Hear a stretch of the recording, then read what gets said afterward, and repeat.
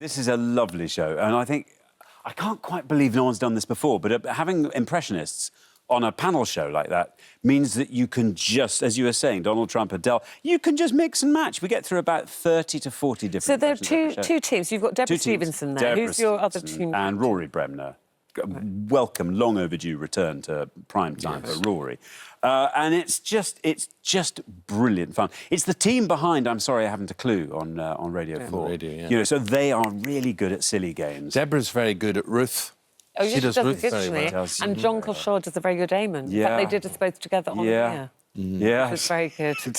She does a very good Lorraine as well, actually. Uncanny. But some really lovely impressions across the show. So what are you doing while this is all going on? Do you do impressions?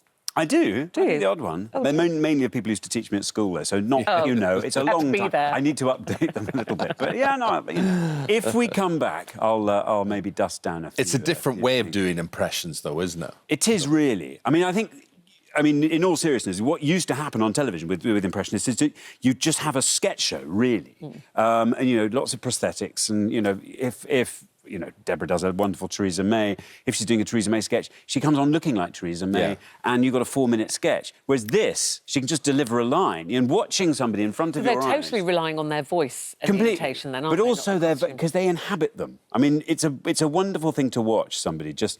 You know, without any props or anything, just turning it. Watching Rory turn into Donald Trump, and he just sort of sinks into Donald Trump, and you're suddenly there with Donald Trump. So It's really weird. So they're doing impressions to each other, and then they have to guess. Well, we have lots of different rounds where, I mean, we've got all kinds of things. We've got sort of film trailers. We've got scenes from famous films reenacted. We've got When Harry Met Sally with Kermit the Frog and Miss Piggy, the famous scene from When Harry Met Sally. You know, the one I mean. That one.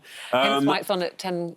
That's why it's on at 10. In fact, we're on at 10:05. 10:05 for Willoughby. precisely. Precisely 10:05. This is because I think Vanity Fair finishes at 10. We've got to put a couple of trailers and ads in there. We'll start at 10:05. 10:05 is adult themes. It's not really that adult. I think, well, funnily enough, it's kind of the old Spitting Image slot. Do you remember the old 10 o'clock on ITV Sunday night?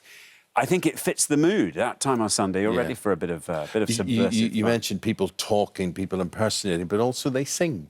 Oh, they sing. Yes. Boy, do they sing. We've got Steve Jones, who is. I was trying to remember. He was in Alan Partridge years and years ago. I can't remember his name. Anyway, wonderful Steve Jones and his band, which allows all of our guests to get up and have a turn. So we've got. So they're doing celebrity karaoke. So they're doing karaoke as their imitating. You've got, for example, you've got Rory and Steve doing Chaz and Dave doing Leonard Cohen singing Hallelujah, but done as a Chaz and Dave song. Chaz and Dave singing Hallelujah. We've got Julie Andrews singing All the Single Ladies. I mean, it's just a brilliant. It's a mad. You know, just rush through. I think it's 40 minutes long, the show, and you just go from round to round to round. Do you have a favourite round? I think I do, actually. It's the one where we actually get a genuine celebrity in. They sit behind a screen. It's very sort of a la Blind Date, really. We had 3 Christopher Bigginses. Well, there's one's including bad one. enough. One is the real Biggins. The other was Roy Bremner. The other one is Luke Kempner, a real rising star. He's going to... this is wonderful to watch him in this show, a name to look out for in the future. And Deborah has to guess which one's the real Biggins. Gosh. I won't tell you what happens, but... It's amazing. I mean, just as a scientific experiment, I think. So Biggins is sitting with 2 people doing an impression of Biggins him while he's doing there. Himself. And him laughing. 3 Biggins. Imagine 3 Biggins. We love Biggins, as you know. We all do. Yeah. Does anyone do an impression of you? No, no one does. No one? Luke once did an impression of me. Was it any good? I'll give it 4 out of 10.